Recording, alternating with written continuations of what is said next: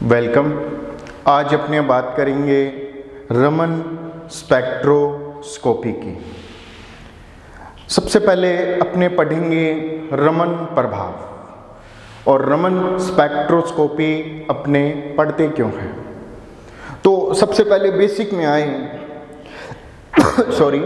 Raman spectroscopy विकिरणों के प्रकीर्णन प्रभाव पर आधारित होती है। इसमें लाइट का प्रकीर्णन होता है। आगे बात समझ में कैसे, देखो मान लो अपने कोई मॉलिक्यूल ले, वो मॉलिक्यूल चार्ज पार्टिकल भी हो सकता है,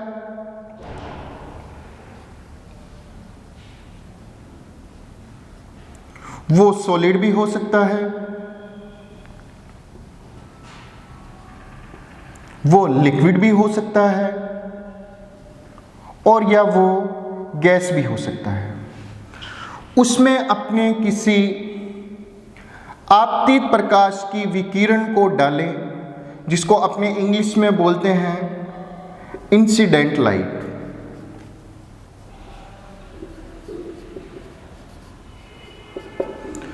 तो प्रकाश का प्रकीर्णन हो जाता है। क्या हो जाता है? प्रकाश का प्रकीर्णन या स्कैटरिंग हो जाता है।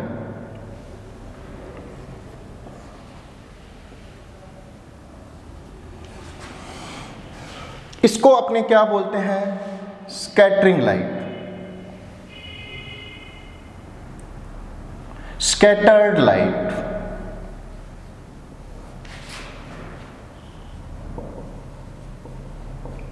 प्रकीर्णित प्रकाश, ये कौन सा हो जाएगा हिंदी में? आपतित प्रकाश।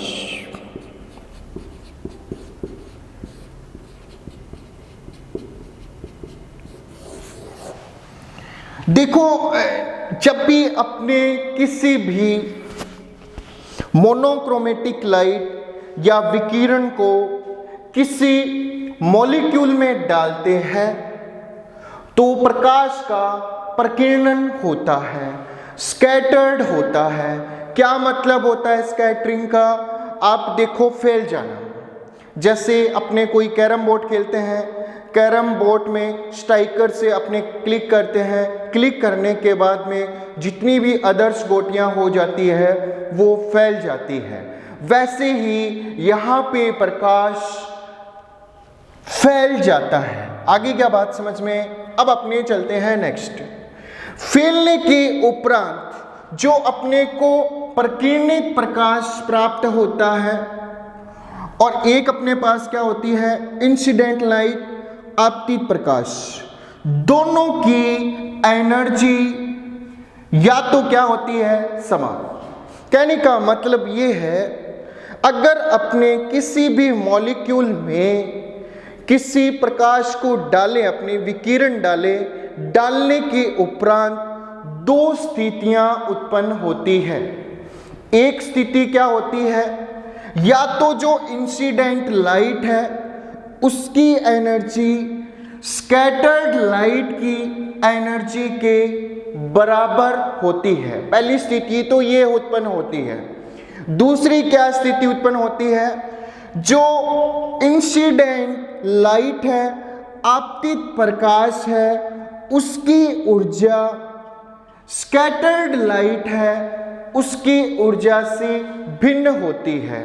या तो स्कैटर्ड लाइट की ऊर्जा इंसिडेंट लाइट से अधिक होती है या स्कैटर्ड लाइट की ऊर्जा, प्रकीर्णित प्रकाश की ऊर्जा आपतित प्रकाश से क्या होती है? कम होती है। तो इसमें दो स्थितियां उत्पन्न होती है, या तो दोनों की ऊर्जा बराबर या दोनों की ऊर्जा भिन्न भिन्न। अब क्या है, ऐसा क्यों होता है? देखो, इंसिडेंट लाइट है, यदि वो मॉलिक्यूल से टकराए, अब टकराना भी दो प्रकार से होता है। एक तो होता है बेटा इलास्टिक कोलिजन्स और दूसरा होता है इन इलास्टिक कोलिजन्स।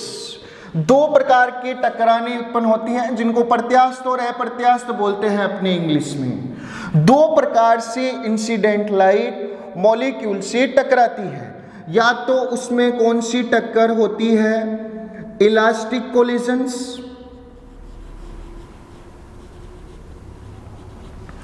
या उनमें क्या होता है, टकराने पे कौन सा कोलिजन्स होता है, इन इलास्टिक कोलिजन्स।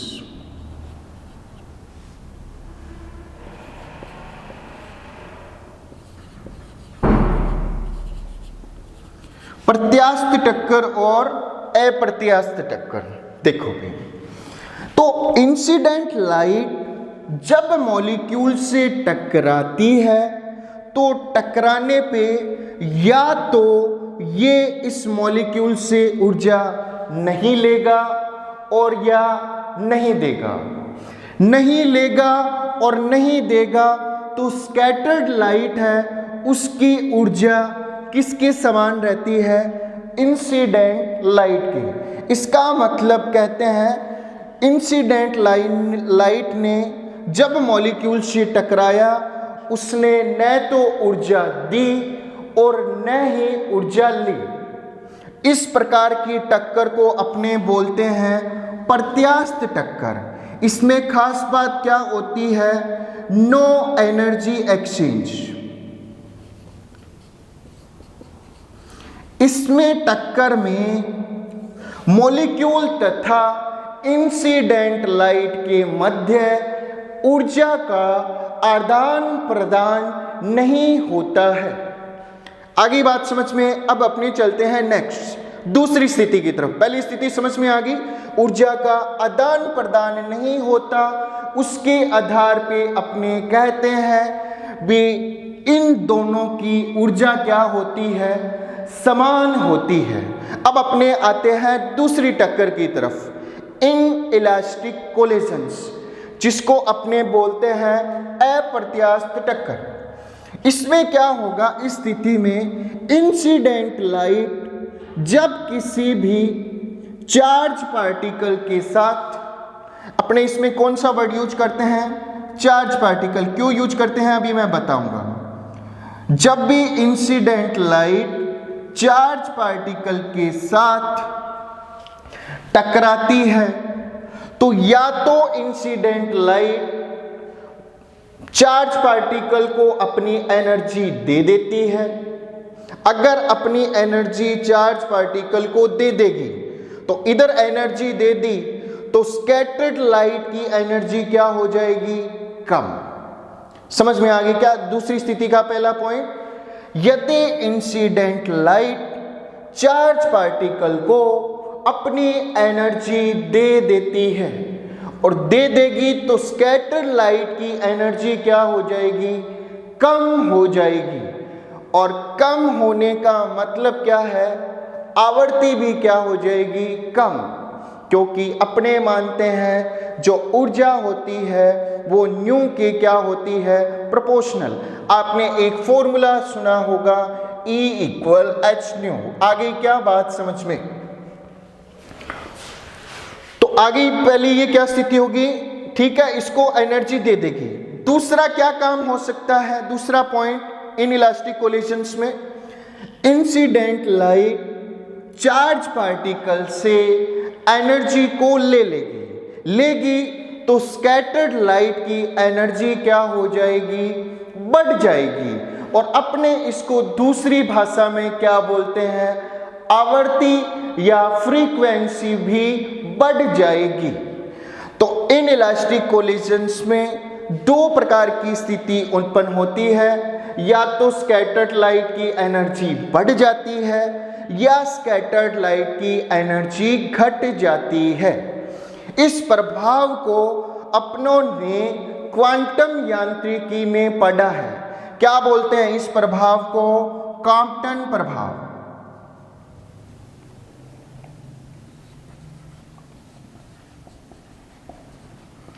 कौन सा प्रभाव बोलते हैं इसको, अपने कॉम्पटन प्रभाव। आगे क्या बात समझ में।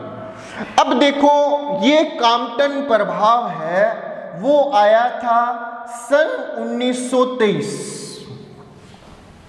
1923 में आगे क्या बात समझ में, यहां पे रमन की एंट्री होगी।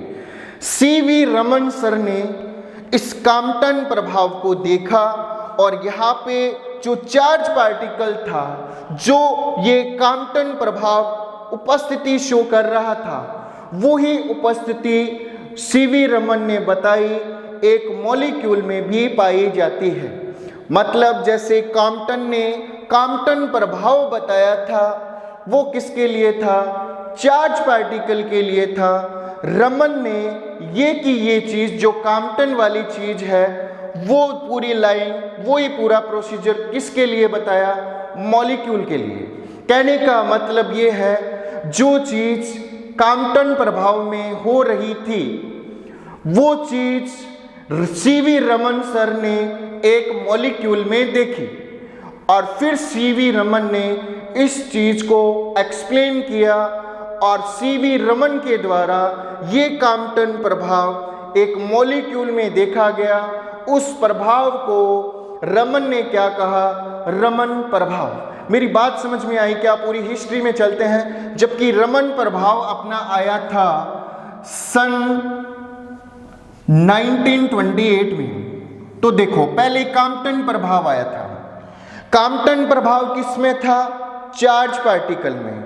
वही चीज किस में हो रही थी, मॉलिक्यूल में। सर्वप्रथम ये किसने देखा, सीवी रमन ने। आगे क्या बात समझ में, और सीवी रमन ने तब यहाँ पे चार्ज पार्टिकल की जगह कौन सा वर्ड यूज किया, मॉलिक्यूल वर्ड यूज किया। और फिर ये आगे जाके कॉम्पटन प्रभाव है, वो क्या बन गया, रमन प्रभाव। मेरी बात समझ में आ गई क्या? Any problems? तो अब अपने यहाँ से पता लग गया रमन प्रभाव आया कहाँ से, सीवी रमन ने क्या अध्ययन किया। आगे क्या बात समझ में, अब अपने लेते हैं रमन प्रभाव को।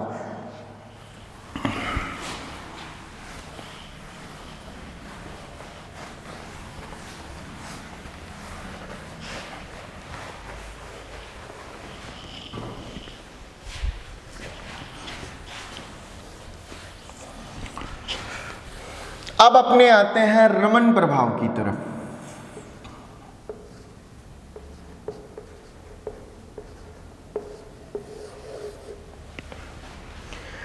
रमन ने किसी मॉलिक्यूल या पदार्थ में किसी मोनोक्रोमेटिक लाइट, एक वर्णीय प्रकाश को डाला। वो पदार्थ या मॉलिक्यूल्स क्या हो सकता है, कोई सॉलिड हो सकता है, या क्या हो सकता है, लिक्विड भी हो सकता है, या क्या हो सकता है भाई साहब, गैस भी हो सकता है। और ये कौन सी लाइट आ जाएगी, मोनोक्रोमेटिक लाइट। हिंदी में बोले तो एक वर्णीय प्रकाश।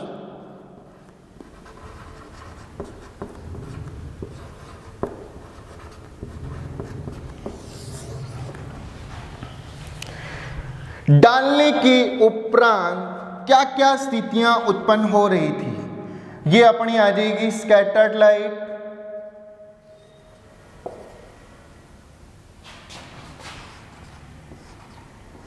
हाँ इधर ढंग से बना लेना, ये नाम बीच में आ गया, ठीक है। इधर से हो जाएगी ट्रांसमिटेड लाइट।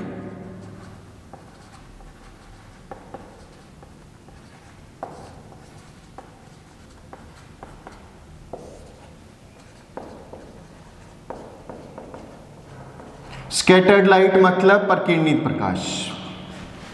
वही काम हो रहा था जो चार्ज पार्टिकल्स में होता है।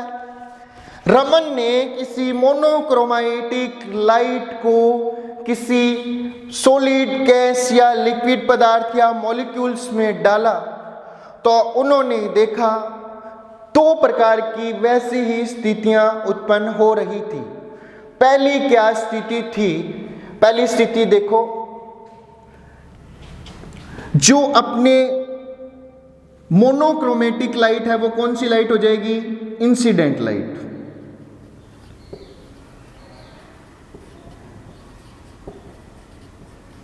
उसको मान लेता हूं मैं न्यू आई, और स्कैटर्ड लाइट को मैं मान लेता हूं न्यू एस। ठीक है, तो डालने के उपरांत वही पहली वाली स्थिति क्या आ जाएगी, यदि इंसिडेंट लाइट की आवृत्ति, आगे क्या आप एनर्जी भी यूज कर सकते हो, मैंने तुम्हें अभी समझाया था, energy proportional to the frequency, तो क्या हो जाएगा, इंसिडेंट लाइट स्कैटर्ड लाइट की इक्वल हो जाए, इंसिडेंट की लाइट की एनर्जी स्कैटर्ड लाइट की एनर्जी के इक्वल हो, या अपने कह सकते हैं जो आपतित प्रकाश है और जो प्रकीर्णित प्रकाश है उनकी आवर्ती बराबर हो डालने के उपरांत। आगे क्या बात समझ में हुआ, क्यों ऐसा मैंने तुम्हें अभी डिटेल से बताया था, क्योंकि न तो इंसिडेंट लाइट ने मॉलिक्यूल को एनर्जी दी, न ही इंसिडेंट ने लाइट ने मॉलिक्यूल से एनर्जी ली, तो जो प्राप्त प्रकीर्णित प्रकाश है उसकी एनर्जी और ऊर्जा वो ही रहती है, और इसके आधार पे अपने कह सकते हैं उसकी आवर्ती भी क्या रहती है, वो ही रहती है। उसको अपने यहाँ पे पहली स्थिति को रिप्रेजेंट कैसे करेंगे, nu I equal to the क्या हो जाएगा, न्यू एस। आगे क्या बात समझ में, इस प्रकार की जो लाइन प्राप्त होती है उसको अपने बोलते हैं बेटा रिले लाइन, और इस प्रकार के प्रभाव को अपने क्या कहते हैं बेटा, रिले प्रभाव। यदि आपतित प्रकाश की आवृत्ति प्रकीर्णित प्रकाश की आवृत्ति के बराबर हो तो उस प्राप्त लाइन को, आगे क्या प्राप्त रेखा को अपने क्या बोलते हैं, किसमें प्राप्त रेखा, वक्र में। आगे क्या बात समझ में, उससे अपने क्या बोलते हैं, रिले लाइन, या इस प्रभाव को अपने क्या कहते हैं, रिले प्रभाव कहते हैं। ये आ गई अपनी पहली स्थिति। अब अपने आते हैं दूसरी स्थिति को, इधर की तरफ लिख रहा हूं मैं दूसरी स्थिति। दूसरी स्थिति क्या होगी, जो इंसिडेंट लाइट है, आपतित प्रकाश है, उसकी एनर्जी किसके इक्वल नहीं होगी, स्कैटर्ड लाइट की। कहने का मतलब है आपतित प्रकाश की फ्रीक्वेंसी या आवर्ती बराबर नहीं होगी, किसके बराबर नहीं होगी, प्रकीर्णित प्रकाश की आवर्ती के। तो उसको अपने रिप्रेजेंट कैसे करेंगे, 2 नंबर को, nu I is not equal to the nu S. मेरी बात समझ में आ गई क्या, जो इंसिडेंट लाइट की फ्रीक्वेंसी है वो इक्वल नहीं होती, किसके इक्वल नहीं होती, स्कैटर्ड लाइट की। आगे क्या बात समझ में, अब ये जो 2 नंबर स्थिति है उसमें 2 प्रकार की लाइनें प्राप्त होती है। एक तो अपने को प्राप्त होती है स्टोक लाइन,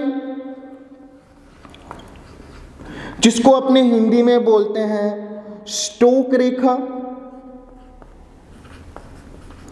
और जो दूसरी प्रकार की लाइन है वो कौन सी प्राप्त होती है, एंटी स्टोक लाइन, जिसको अपने बोलते हैं एंटी स्टोक रेखा।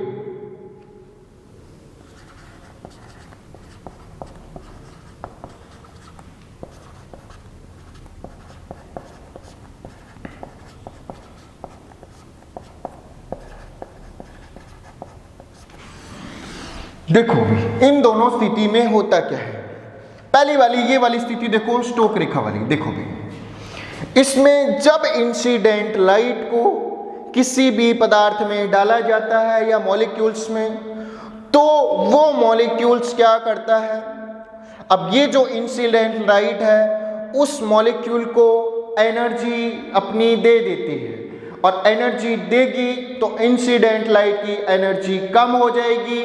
एनर्जी कम होने का मतलब उसकी आवर्ती कम हो जाएगी, और जिससे स्कैटर्ड लाइट की आवर्ती अपने को क्या प्राप्त होगी, कम प्राप्त होगी।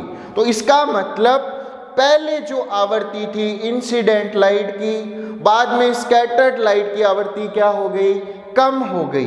तो इसको अपने रिप्रेजेंट कैसे करेंगे, यहाँ पे फ्रीक्वेंसी ऑफ इंसिडेंट लाइट ज़्यादा हो जाएगी। किससे ज़्यादा हो जाएगी? फ्रीक्वेंसी ऑफ स्टेकर्ड लाइट से। बोलो समझ में आ गई क्या मेरी बात? अब अपने करते हैं एंटी स्टोक रेखा। इसमें क्या हो जाएगी? जो इंसिडेंट लाइट है वो मॉलिक्यूल से एनर्जी लेगी तो इंसिडेंट लाइट जो यहाँ पे पड़ी है उसकी फ्रीक्वेंसी बढ़ जाएगी, और जो अपने को यहाँ पे कहाँ पे प्राप्त होगी? स्कैटर्ड लाइट की फॉर्म में। तो इसका मतलब आवर्ती बढ़ रही है।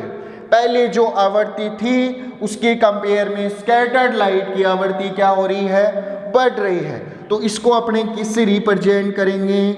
New S is more than compare than of new I. तो क्या आ जाएगा? Mu I is minimize compare than of mu S. बोलो यहाँ तक आ गया क्या समझ में?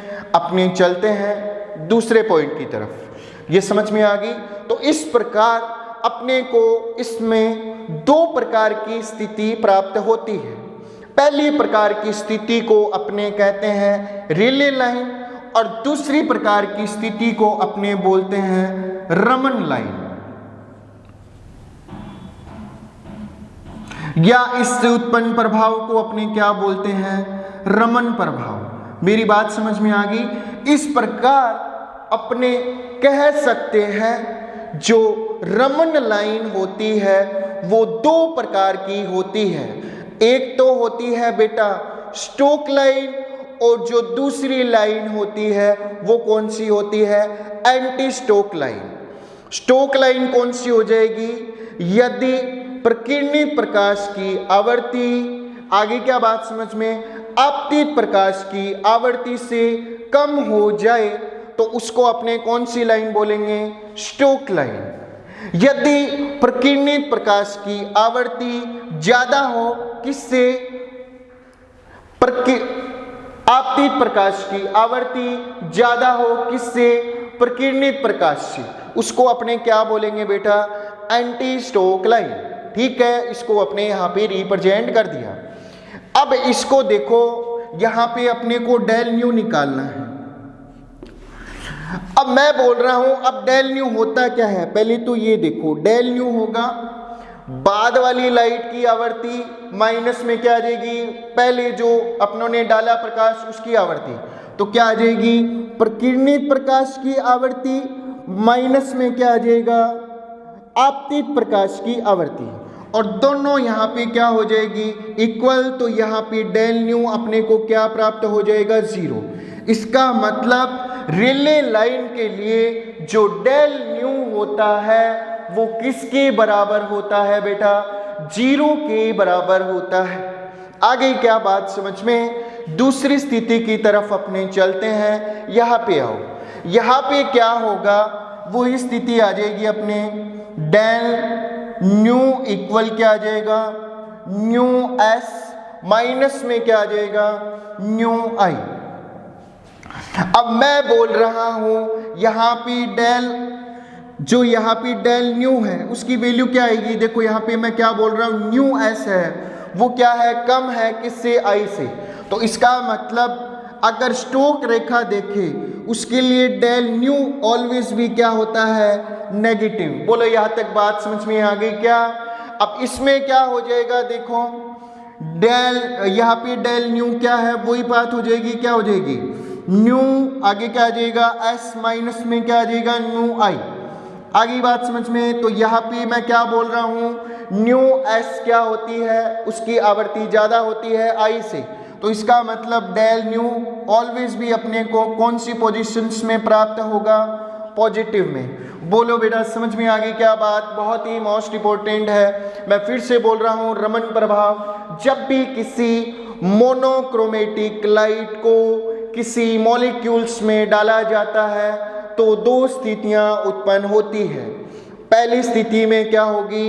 ये मोनोक्रोमेटिक लाइट जो अपनी इंसिडेंट लाइट है वो मॉलिक्यूल से न एनर्जी लेगी और न देगी, न लेगी और न देगी। तो जो प्रकीर्णित प्रकाश है उसकी एनर्जी या अपने आवर्ती क्या होगी? वही होगी जो इंसिडेंट लाइट की है। तो पहली स्थिति क्या आ जाएगी, nu I frequency of incident light equal to the nu S frequency of scattered light. आगे क्या, इस प्रकार की जो अपने को लाइन प्राप्त होती है उसको अपने क्या बोलते हैं, रिले लाइन कहते हैं। इससे उत्पन्न प्रभाव को अपने क्या कहते हैं, रिले प्रभाव कहते हैं। मेरी बात समझ में आ गई। अब इसके लिए जो डेल न्यू होता है आता कैसे है मैंने बता दिया। इसको आप 0 1 कैसे ही मान के रिप्रेजेंट कर सकते हो। आप इस रिप्रेजेंट पे कंफ्यूजन मत होना, अलग अलग बुक में अलग अलग रिप्रेजेंटेशन दे रखा है। आप तो इस टॉपिक्स का रूट देखो, ठीक है। आगे क्या बात समझो, इसके बेसिस पे अपने कह सकते हैं जो डेल न्यू होता है वो किसके होता है, इक्वल टू 0। तो इसका मतलब रिले लाइन के लिए डेल न्यू क्या होता है, 0 होता है, ठीक है। इस प्रभाव को अपने क्या बोलेंगे, रिले प्रभाव। अब अपने आते हैं दूसरी स्थिति की तरफ। दूसरी स्थिति में जो इंसिडेंट लाइट की फ्रीक्वेंसी होती है वो स्कैटर्ड लाइट की फ्रीक्वेंसी के नॉट इक्वल होती है, इक्वल नहीं होती।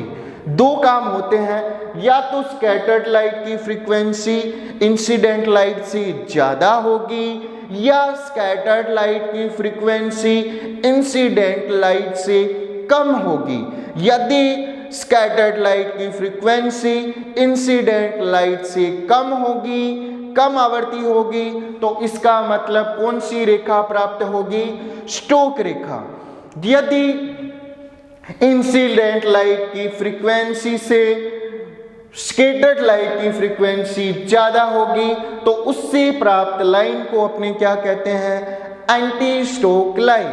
आगे क्या बात समझ में, इन दोनों लाइनों को ही अपने क्या बोलते हैं, रमन लाइन कहते हैं। इससे उत्पन्न प्रभाव को भी अपने क्या बोलते हैं, रमन प्रभाव कहते हैं। बोलो भाई, बात समझ में आ गई। तो इसका मतलब कम होगी तो यहाँ पे वैल्यू कौन सी कम आ जाएगी, ये वाली कम आ जाएगी। इसका मतलब del nu get obtain always be negative.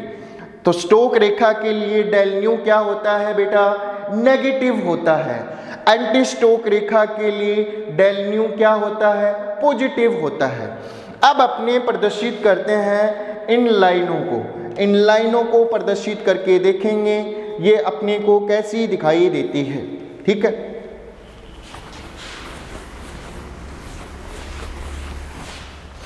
देखो इनको एक वक्र से प्रदर्शित कर रहे हैं अपने, देखो इधर की तरफ ये, इस बीच वाली लाइन को मैं मान लेता हूं रेले लाइन।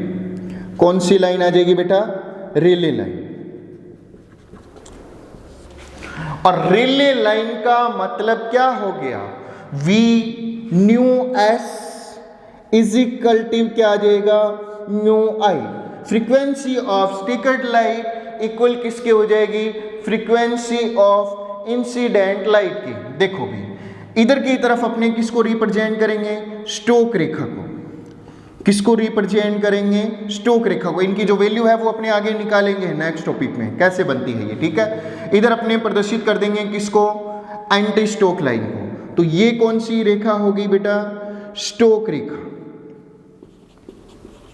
स्टोक रेखा मतलब क्या आ जाएगा, हबे जो यहाँ पे स्कैटर्ड लाइट है उसकी फ्रीक्वेंसी कम होगी किससे, इंसिडेंट लाइट से। Nu s minimize compare than of new i. अब अपने आते हैं anti Stoke Rekha.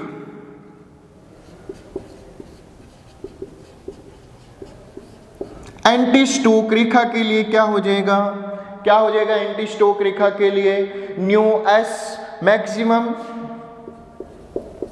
Compare than of new i. आगे क्या बात समझ में ही, ये अपना हो गया रिप्रेजेंटेशंस ऑफ रमन प्रभाव, रमन स्पेक्ट्रोस्कोपी। नेक्स्ट टॉपिक अपने पढ़ेंगे ध्रुवंता तथा क्लासिकल थ्योरी ऑफ रमन प्रभाव, ठीक है। आगे ही बात समझ में, सीधा सा आपको ध्यान बस इतना ही रखना है, जब किसी भी इंसिडेंट लाइट को, आगे क्या आपतित प्रकाश को, हिंदी में और बता देता हूँ, किसी पदार्थ गैस, ठोस या द्रव में डाला जाता है तो प्रकाश का वेलकम। अब अपने बात करते हैं नेक्स्ट टॉपिक की तरफ, रमन स्पेक्ट्रोस्कोपी में the classical theory of Raman spectroscopy, या अपने इसको अगर बीएससी वगैरह की बुक में देखें तो क्या बोलते हैं, ध्रुवणता की अवधारणा, कॉन्सेप्ट ऑफ पोलराइजेबिलिटी। ठीक है, देखो इसको समझने के लिए देखो एक चीज है, अपने प्लीजिक ने एक प्रयोग किया, पहले उसका प्रयोग देखेंगे अपने, फिर उसको केमिस्ट्री से अटैच करेंगे। देखो यहाँ पे मान लो अपने पास कोई मॉलिक्यूल्स है,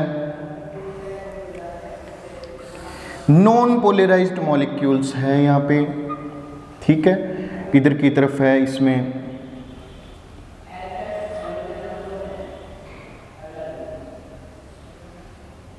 प्लस और इधर की तरफ क्या आ जाएगा, माइनस, ये प्लस और इधर minus, plus minus, plus minus और इधर की तरफ प्लस और ये माइनस, प्लस और माइनस।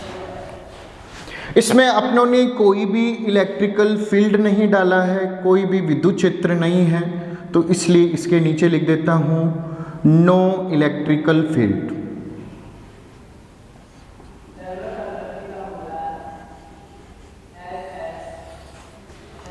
जैसे ही मैं इसमें दो रोड पुट कर देता हूं, दो टर्मिनल जोड़ देता हूं, यहां पे देखिए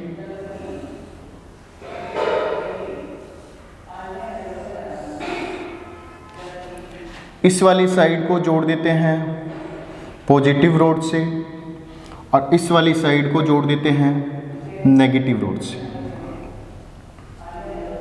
ठीक है, और ये जो रोड है इसको जोड़ दिया मैंने पॉजिटिव टर्मिनल ऑफ बैटरी, इस रोड को जोड़ दिया मैंने नेगेटिव टर्मिनल ऑफ बैटरी। अब क्या है, ये मैंने तुम्हें पहले ही बताया नॉन पोलराइज्ड है, अध्रुवीय अणु है। एक बेसिक बताता हूं मैं तुम्हें, जो IR अक्रिय होते हैं वो रमन सक्रिय होते हैं। IR अक्रिय कौन होते हैं, जो अध्रुवीय अणु होते हैं, और वो क्या होते हैं, रमन सक्रिय, रमन एक्टिव होते हैं। तो अध्रुवीय अणु में ध्रुवीयता उत्पन्न नहीं होती, द्विध्रुव आघूर्ण को प्रेरित करना पड़ता है। प्रेरित करने के लिए उसको अपने किससे जोड़ दिया, विद्युत क्षेत्र के साथ, और जैसे ही विद्युत क्षेत्र के साथ मैंने यहाँ पे जोड़ा तो यहाँ पे क्या होगा, द्विध्रुव प्रेरित होगा। अब इस मॉलिक्यूल की जो नेगेटिव है वो इधर पॉजिटिव की तरफ जाएंगे और पॉजिटिव किधर की तरफ आकर अट्रैक्ट होंगे, नेगेटिव की तरफ।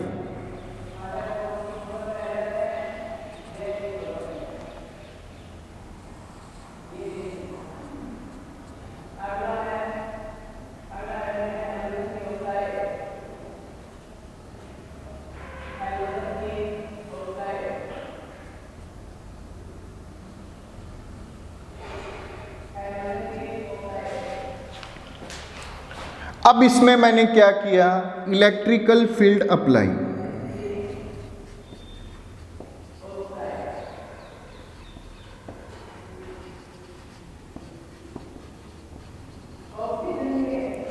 जैसे ही मैं इसमें इलेक्ट्रिकल फील्ड अप्लाई करता हूं तो द्विध्रुव आघूर्ण प्रेरित होता है।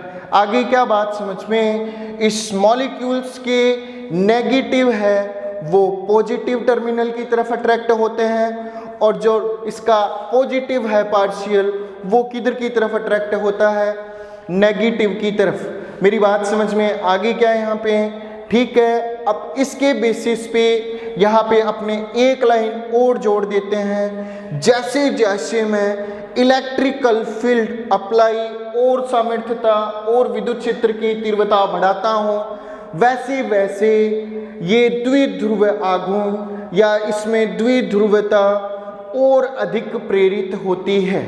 तो इसके अकॉर्डिंग मैं कह सकता हूँ जो विद्युत क्षेत्र की तीव्रता है वो किसके समानुपाती होती है?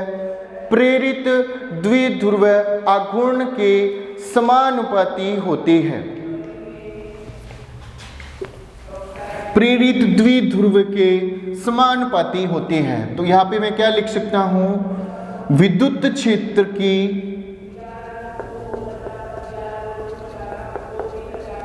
तीव्रता या सामर्थ्यता या स्ट्रेंथ, इंग्लिश वर्ड लिख देते हैं, स्ट्रेंथ किसके समानुपाती होती है? प्रेरित द्विध्रुव की।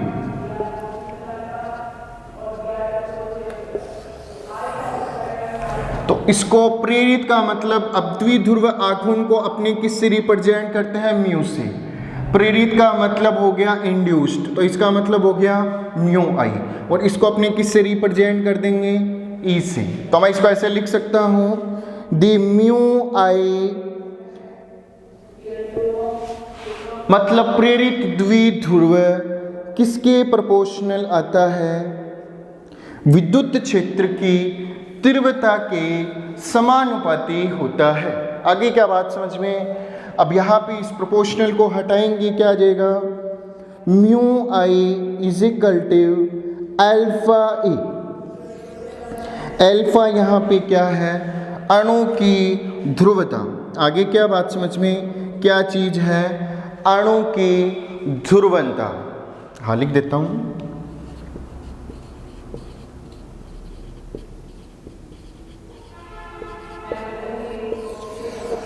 बोलो यहां तक आगे क्या बात समझ में?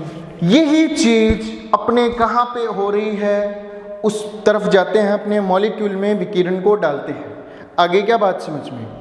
जैसे यहां पे इलेक्ट्रिकल फील्ड अप्लाई करने पर अणु होते हैं, उसकी द्विध्रुव प्रेरित हो जाते हैं, वैसे ही अपनों ने पहले ही पढ़ा था विकिरण को अपने। अब विकिरण में क्या होता है? विद्युत चुंबकीय विकिरण होती है, उसमें दो क्षेत्र होते हैं, एक तो होता है मैग्नेटिक क्षेत्र और दूसरा क्या होता है? विद्युत क्षेत्र। तो वैसे ही उसी एग्जाम्पल से मिलाओ जो अपनों ने पढ़ा है। ऐसे ही एक मॉलिक्यूल था, उसमें अपनों ने विकिरण डाली, उस विकिरण में क्या उपस्थित होता है? विद्युत क्षेत्र उपस्थित होता है, और ऐसे ही अणु क्या होता है? कंपित होता है, और कंपित होने के बाद में उसमें क्या उत्पन्न होता है? प्रेरित द्विध्रुव उत्पन्न होता है, इंड्यूस्ड डाइपोल मोमेंट। ठीक है, और अपने इसको स्कैटर्ड लाइट, ये यहाँ से लाइट का स्कैटर्ड होता है, फैल जाती है। उस वाले एग्जाम्पल में देखो, तो इसको अपने अब केमिस्ट्री में लाते हैं। ये तो हो गया फिजिक्स वाला पोर्शन। यहाँ तक म्यू आई होता है, वो किसके प्रोपोर्शनल होता है? विद्युत क्षेत्र की तीव्रता के। जैसे जैसे आप विद्युत क्षेत्र की सामर्थ्यता को बढ़ाते हो, वैसे वैसे प्रेरित द्विध्रुव आघूर्ण भी क्या होता जाता है? बढ़ता जाता है। इसके बेसिस पे अपनों ने क्या लिख दिया है यहाँ पे? म्यू आई प्रोपोर्शनल समानुपाती होता है। किसके समानुपाती होता है? विद्युत क्षेत्र की तीव्रता के समानुपाती होता है। चले अपने नेक्स्ट, अब अपने करते हैं इसको इसके बेसिस पे। ठीक है, इस वाले पोर्शन को यूज करेंगे।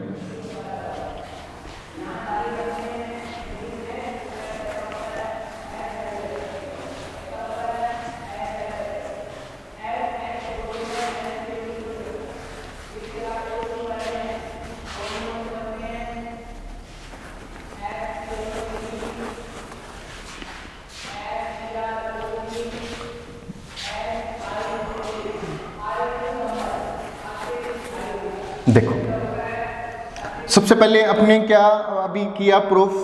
जो म्यू आई होता है वो किसके प्रोपोर्शनल होता है? ए के, विद्युत क्षेत्र की सामर्थ्यता के। तो म्यू आई इक्वल किसके हो जाएगा? अल्फा, और इधर की तरफ आ जाएगा ए। ए यहाँ पे मैंने तुम्हें बताया था, वही बात होगी। मॉलिक्यूल्स में ये एक प्रकार का विद्युत क्षेत्र आ रहा है, क्योंकि विकिरण में क्या होते हैं? विद्युत क्षेत्र और चुंबकीय क्षेत्र दोनों होते हैं। तो यहाँ पे जो E है, इक्विलिब्रियम में है, उसके लिए वैल्यू क्या होती है ई की, E equal E naught sine 2 pi nu T. आगे क्या किसके बराबर होता है, साइन 2 पाई न्यू टी के बराबर होता है। आगे ये वैल्यू लिख देंगे अपने, इसको मान लेंगे इक्वेशन नंबर 1 और इसको क्या मान लेंगे इक्वेशन नंबर 2। अब 2 की वैल्यू कहाँ पे पुट कर देंगे, अपने 1 में। क्या आ जाएगा, mu I is equal to क्या आ जाएगा, अल्फा इनटू में क्या आ जाएगा अपने ई नोड साइन 2 पाई और इधर की तरफ आ जाएगा न्यू टी। बोलो यहां तक आगे क्या बात समझ में, एनी प्रॉब्लम्स? अब देखो यहाँ पे जब भी विकिरण है उसको मॉलिक्यूल्स में डालते हैं तो मॉलिक्यूल्स में कंपन उत्पन्न होता है, जिससे इसकी ध्रुवता है वो भी परिवर्तित होती है। कहने का मतलब द्विध्रुव प्रेरित होता है, जिससे इसके अल्फा है जिसको अपनों ने अणु की ध्रुवता है उसके मान में भी क्या होता है, परिवर्तन होता है। उसके मान को अपने यहाँ पे क्या क्या लिखते हैं, उसके परिवर्तन, कुल ध्रुवता कितनी होती है, alpha naught plus beta sine 2 पाई। अब यहाँ पे कंपन या घूर्णन के कारण होता है तो अपने कंपन के लिए इधर लिख देंगे आवृत्ति क्या हो जाएगी, न्यू। सिंबल्स के लिए मैं यहाँ पे वाइब्रेशनल लगा देता हूँ, इसका मतलब हो गया कंपन, और इधर की तरफ क्या आ जाएगा, टी। बोलो बात समझ में आ गई क्या, क्या हो जाएगा, alpha is equal to alpha naught, आगे क्या अल्फा नोड यहाँ पे क्या है, साम्यावस्था में ध्रुवंता। बीटा यहाँ पे क्या है, बीटा है कंपन या घूर्णन के कारण ध्रुवंता की दर में परिवर्तन। आगे क्या बात समझ में, और ये यहाँ पे क्या है, न्यू वाइब्रेशनल कंपन आवृत्ति। फॉर्मूला क्या हो जाएगा, alpha naught B sine 2 pi nu vibrational, आगे क्या आ जाएगा अपने पास, इधर की तरफ टी। बोलो बात समझ में आ गई। ये वैल्यू रख देंगे अपने, इसको मान लेते हैं इक्वेशन नंबर 3 और इसको मान लेते हैं इक्वेशन नंबर 4 को किधर की तरफ पुट कर देते हैं, 3 में। तो क्या आ जाएगा अपने, अगर 4 को 3 में पुटअप करेंगे क्या आ जाएगा, mu I is equal to alpha naught plus beta sine 2 pi mu vibrational T multiply with the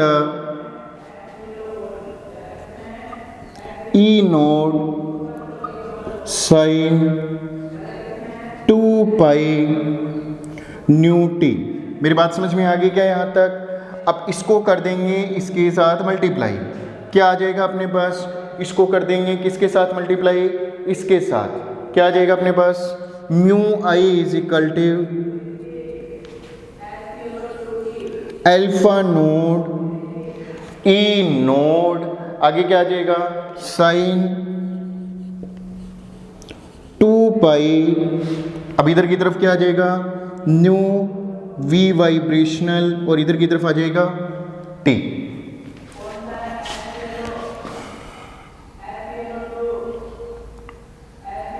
क्या आ जाएगा, न्यू टी। अब आगे अपने क्या आ जाएगा, plus beta E naught sine, पहले इसको लिख देंगे 2 पाई न्यू टी, फिर डॉट किसके साथ आ जाएगा, मल्टीप्लाई किसके साथ कर देंगे इसको, इसके साथ, क्या आ जाएगा, साइन 2 पाई न्यू वाइब्रेशनल, और इधर की तरफ क्या आ जाएगा, टी। यहां से थोड़ा मैथमेटिक्स है, आपकी केमिस्ट्री में आगे वाली कैलकुलेशन यूज नहीं करते, फिर भी मैं आपको समझा देता हूं आगे वाली वैल्यू कैसे आएगी। देखो भी अपने को तो सीधा इधर मैन वैल्यू लिखनी है, ठीक है। आगे क्या बात समझ में। अब किया क्या, इसको मल्टीप्लाई किया इसके साथ, अपने को क्या प्राप्त हो गया ये, फिर इसको मल्टीप्लाई किया इसके साथ, क्या आ जाएगा बीटा ई नोड। एक बार इसको लिख देंगे और एक बार क्या लिख देंगे, दूसरे वाले को। आगे क्या बात समझ में। अब मैथमेटिक्स में क्या है, अपने देखो ये आगे वाली वैल्यू देखो, रफ लिख रहा हूं मैं इधर, ये रफ चल रहा है अपना, पूरा समझाऊंगा आगे वाली वैल्यू आई कैसे। आपको केमिस्ट्री में आगे वाली वैल्यू यूज नहीं करनी, ठीक है, फिर भी मैथमेटिक्स में थोड़ी सी समझा देता हूं। तो अपने क्या आ जाएगा, mu I is equal to, सबसे पहले देखो इधर की तरफ है अल्फा नोड, इधर की तरफ आ जाएगा ई नोड, आगे क्या आ जाएगा साइन, फिर आ जाएगा 2 पाई, इधर की तरफ आ जाएगा न्यू और इधर की तरफ आ जाएगा टी, ठीक है। आगे बात समझ में। आगे देखो, अब इसको 2 से मल्टीप्लाई और 2 से डिवाइड कर देंगे तो क्या आ जाएगा बीटा ई नोड। ये रफ है बेटा, अपने समझाने के लिए बता रहा हूं, आगे वाले कैसे आएगी, ठीक है। आगे क्या बात समझ में, अपने को तो सीधी लिखनी है, लास्ट में क्या आएगा, तो यहाँ पे क्या आ जाएगा बीटा ई नोड अपॉन 2 और आगे क्या आ जाएगा अपने पास 2 साइन, इधर की तरफ क्या आ जाएगा 2 से मल्टीप्लाई और 2 से डिवाइड कर देंगे इसको, ठीक है। 2 साइन, आगे क्या आ जाएगा 2 पाई न्यू टी, फिर आगे क्या आ जाएगा अपने पास डॉट साइन 2 पाई और इधर की तरफ क्या आ जाएगा न्यू और इधर की तरफ आ जाएगा वी वाइब्रेशनल और इधर की तरफ आ जाएगा टी। हाँ भाई, ये लास्ट वाला दिख रहा होगा सबको, ठीक है, इधर की तरफ आ जाएगा ये। अब अपने क्या होता है, मैथमेटिक्स में एक फॉर्मूला होता है, मैथमेटिक्स में एक फॉर्मूला होता है, वो यहाँ पे यूज होता है। क्या होता है, यदि किसी भी इक्वेशंस में 2 sine A and sine B हो तो उसको अपने क्या लिखते हैं, cos A minus B minus में कोस ए प्लस बी। तो आप इस इक्वेशन में देखिए अपने पास भी यहाँ पे क्या है, साइन ए तथा साइन बी उपस्थित है। कौन कौन से हैं ये देखो, इधर की तरफ ये हो जाएगा साइन ए और इधर की तरफ ये क्या आ जाएगा साइन बी, ठीक है। तो इसको इस फॉर्म में लिख देंगे, क्या आ जाएगा अपने अल्फा नोट, छोटे छोटे लिख रहा हूं क्योंकि अपने को इसके आगे की इक्वेशन निकालनी है, ई नोड, आगे क्या आ जाएगा साइन, आगे क्या आ जाएगा 2 पाई, फिर इधर की तरफ आ जाएगा न्यू टी, प्लस में क्या आ जाएगा बीटा ई नोड अपॉन में क्या आ जाएगा 2 और फिर अपने इसको आगे क्या लिख देंगे कोश। अब ए क्या है, ये आ गया अपने पास इधर की तरफ कोश 2 पाई न्यू टी, माइनस में ये लिख देंगे बी क्या आ जाएगा 2 पाई न्यू वाइब्रेशनल और इधर की तरफ आ जाएगा टी। बोलो समझ में आ गई। फिर आ जाएगा वापिस माइनस, फिर वापिस माइनस क्या लिख देंगे अपने कोश, इधर की तरफ a प्लस बी को लिख देंगे, क्या आ जाएगा अपने पास कोस ए क्या है यहाँ पे a इधर की तरफ हो जाएगा ये 2 पाई और इधर की तरफ आ जाएगा न्यू टी, प्लस में क्या आ जाएगा 2 पाई न्यू, इधर की तरफ आ जाएगा बी वाइब्रेशनल और इधर की तरफ आ जाएगा टी। आगे क्या बात समझ में, ये हो गया यहाँ पे ये कंप्लीट। अब अपने इसको आगे कैसे लिख सकते हैं, अल्फा नोड ई नोड, आगे क्या आ जाएगा साइन और इधर की तरफ आ जाएगा 2 पाई और इधर की तरफ आ जाएगा न्यू, इधर की तरफ आ जाएगा टी और प्लस में क्या आ जाएगा बीटा और आगे क्या आ जाएगा ई नोड 2 और क्या आ जाएगा कोश।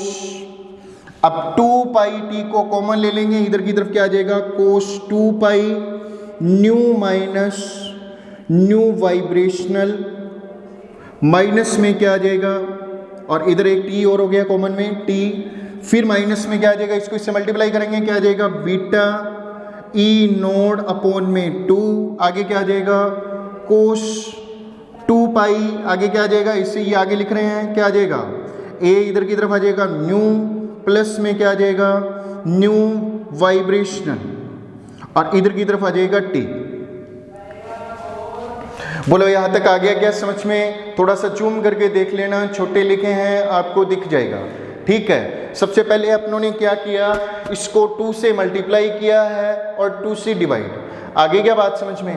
फिर उसके बाद में आपने एक मैथमेटिक्स का फॉर्मूला यूज किया है, ये वाला मैथमेटिक्स का फॉर्मूला, जो 2 sin A और जो sin B होता है वो किसके इक्वल होता है? cos A minus B, minus में क्या आ जाएगा? cos A plus B। आगे क्या बात समझ में? और अपने पास यहाँ पे जो इक्वेशन आई है लास्ट में वो देखो क्या आई, alpha naught E naught sine 2 pi nu t plus में क्या आया, बीटा ई नोड अपॉन 2, फिर क्या आ जाएगा कोस 2 पाई, फिर क्या आ जाएगा न्यू माइनस न्यू वाइब्रेशनल, फिर आगे लिख दिया अपनों ने टी, माइनस में क्या आ जाएगा बीटा ई नोड अपॉन 2 कोस 2 पाई, फिर क्या आ जाएगा new plus new vibrational T. अब इस इक्वेशन को अपने यहाँ पे डायरेक्ट लिख देंगे तो अपने पास क्या आ जाएगा, mu I is equal to, जो अपने पास इधर इक्वेशन आई है वो लिख देंगे क्या ये है, अल्फा नोड, इधर की तरफ क्या आ जाएगा ई नोड, आगे बताओ क्या आ जाएगा साइन 2 पाई, इधर की तरफ आ जाएगा न्यू टी, फिर अपने पास क्या आ गया प्लस बीटा ई नोड और आगे क्या आ जाएगा अपॉन 2, फिर क्या आ जाएगा कोश, फिर अपने क्या लिख देंगे 2 पाई और आगे क्या आ जाएगा अपने पास न्यू माइनस में न्यू वी वाइब्रेशनल, फिर आ जाएगा अपने पास क्या टी, फिर आ जाएगा minus beta E node upon में क्या आ जाएगा 2, फिर क्या लिख देंगे अपने कोश 2 पाई, आगे क्या आ जाएगा अपने पास न्यू प्लस में न्यू वाइब्रेशनल और इधर की तरफ आ जाएगा टी। हाँ भी दिख रही है सबको ये लास्ट तक? हाँ भी, ये यहाँ तक अपनी इक्वेशन आई है, ये है मेन इक्वेशन इसकी। इस इक्वेशन से देखो 3 पद अपने निकाल लेंगे। ठीक है, ये है अपने को ये लिखनी है, इसके बाद में डायरेक्ट आई कैसे मैंने ये रफली बता दिया आपको मैथमेटिक्स यूज करके। ठीक है, अपने को तो इसके बाद में ये लिखनी है। ठीक है, मैंने थोड़ा डिटेल से बता दिया ये इक्वेशन आई कैसे। बोलो समझ में आगे क्या यहाँ पे दिख रहा है सबको इधर की तरफ? ठीक है, नहीं दिख रहा तो ये वाला इक्वेशन देख लेना। ठीक है, अब देखो इसमें इक्वेशन में 3 पद निकल रहे हैं, इसको स्क्रीनशॉट ले लो जल्दी से, फिर अपने आगे चलते हैं जल्दी से।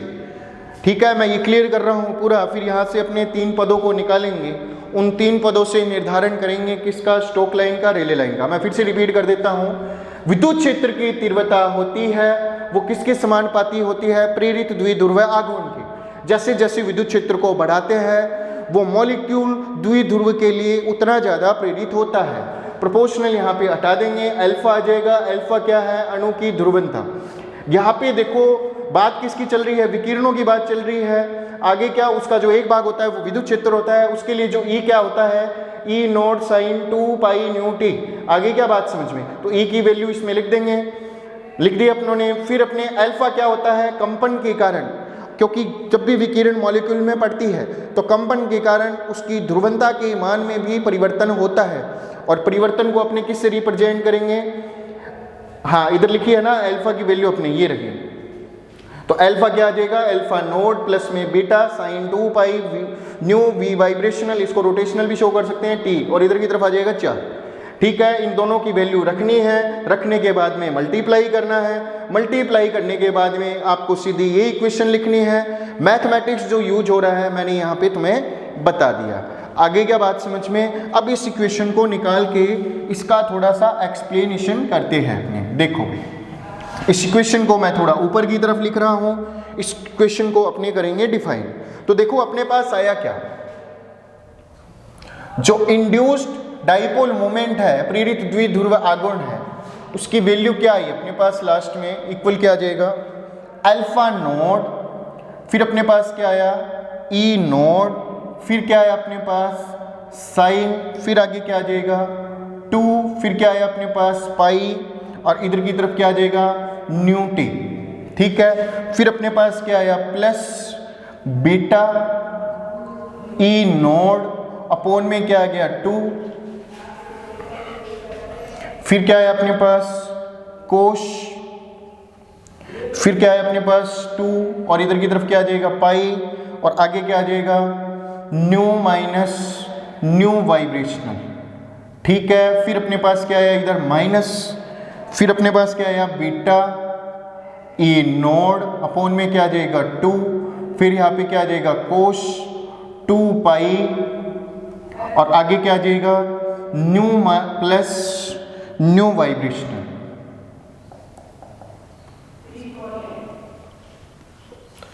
तो इनके तीनों पदों को देखो, ये वाला जो पद है न्यू आवर्ती है, कहने का मतलब है समान थी, पहले थी वही रहेगी। इसका मतलब ये किसको प्रदर्शित कर रही है, ये वाला प्रदर्शित कर रहा है रिले लाइन। किसको प्रदर्शित कर रहा है ये वाला पद प्रदर्शित कर रहा है रिले लाइन को। आगे क्या बात समझ में। दूसरा वाला पद देखो, यहां पे वाइब्रेशन होने के उपरांत वाइब्रेशन हुआ तभी तो क्या हुआ, उसकी आवृत्ति कम हुई है या ज्यादा। वाइब्रेशनल के देखो इधर माइनस लगा हुआ है या प्लस, माइनस लगा हुआ है, इसका मतलब आवृत्ति कम हुई, और आवृत्ति कम होने का मतलब किसको प्रदर्शित करती है ये वाली रेखा, स्टोक रेखा को। तो इसको अपने क्या बोलेंगे, स्टोक रेखा।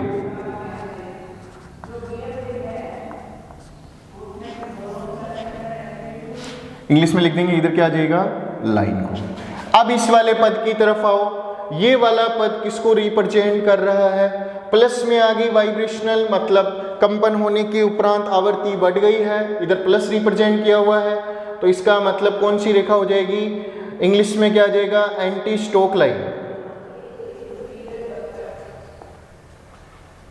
और एंटी स्टोक लाइन को अपने क्या लिखेंगे, एंटी स्टोक रेखा।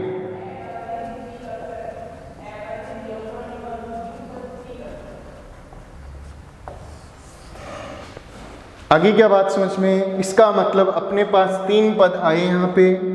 पहला पद किसको प्रदर्शित करता है, रिले लाइन को,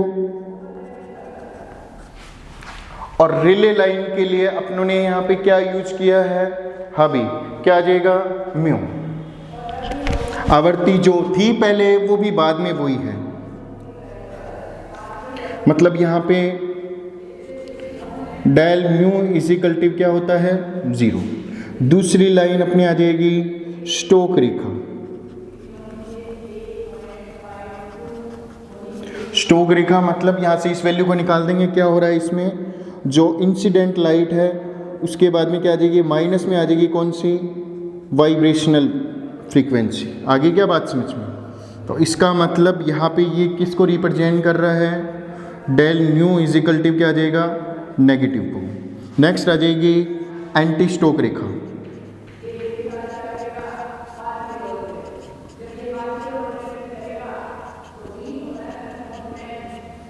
क्या आ जाएगा न्यू प्लस न्यू वाइब्रेशनल।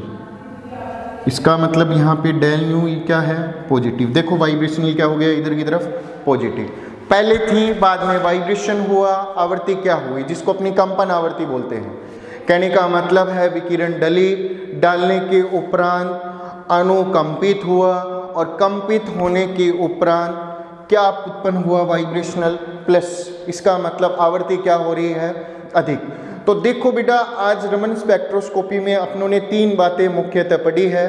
पहली बात क्या होती है, जब भी मोनोक्रोमेटिक लाइट को किसी भी मॉलिक्यूल में डाला जाता है वो कंपन प्रदर्शित करता है। आगे क्या बात समझ में, जिससे क्या है अपने को दो प्रकार की स्थितियां प्राप्त होती है। पहली स्थिति में जो आपतित प्रकाश है उसकी जो आवृत्ति है वो पारगमित प्रकाश या प्रकीर्णित प्रकाश है उसके बराबर हो तो उसका मतलब कौन सी लाइन हो जाएगी, रिले लाइन। इसको अपने कौन सा प्रभाव बोलते हैं, रिले प्रभाव। दूसरी वाली स्थिति में आए, या तो क्या होता है विकिरण को डालने के उपरांत आवृत्ति बढ़ती है, या क्या होती है आवृत्ति घटती है। स्टोक रेखा किसको रिप्रेजेंट करती है, आवृत्ति घटती है, और प्रकीर्णित प्रकाश की आवृत्ति बढ़ती है तो उसको अपने क्या बोलते हैं, एंटी स्टोक रेखा। आगे क्या बात समझ में। और इस प्रभाव को अपने इधर कौन सा प्रभाव बोलते हैं, रमन प्रभाव। बोलो भाई आगे क्या बात समझ में? बहुत ही सिंपल है। तो इस प्रकार अपनों ने दो प्रकार की स्थितियां पढ़ी है और दो प्रकार की लाइनें बनती है इसमें। पहले कौन सी लाइन बनेगी? रेले लाइन। और जो दूसरी लाइन है वो कौन सी बनेगी? रमन लाइन। रमन लाइन जो उत्पन्न होती है उसी प्रभाव